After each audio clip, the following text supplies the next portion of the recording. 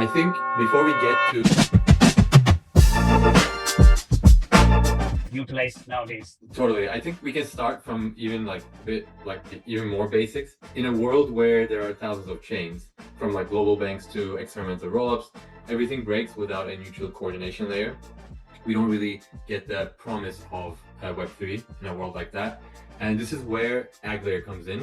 The goal for Agglayer is to connect all of Web3 so users can move assets freely and builders and enterprises don't have to rebuild these cross-chain infrastructure from scratch every time. We strongly believe that there should be just one interoperability standard that's neutral, and we're working with all the key players in the space to essentially contribute to this, and Agglayer is the tangible way we're doing that.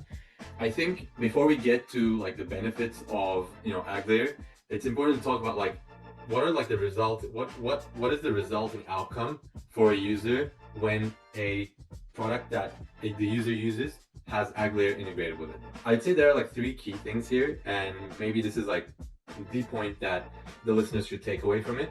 The three key things that Agglayer enables is, one is native assets. So with Agglayer, there are no wrap tokens, which essentially is allowed by having a shared bridge.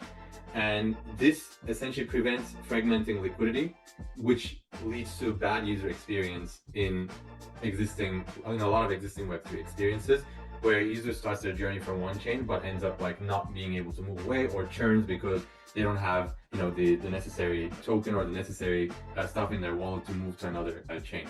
So native assets is first. Second is security. With Agglayer, there are no third-party validators that have to confirm the sending of a transaction from chain A to chain B, and this is done through ZK proofs. And this is why I think Agglayer is more secure than other interoperability solutions as well. So user essentially, obviously they're not going to think about necessarily, hey, is the transaction secure? But I think having that ease of mind, especially using this will be done by the builder of the product, not necessarily the user, but I think security is an important point for users as well, that product developers will essentially pitch to their own users.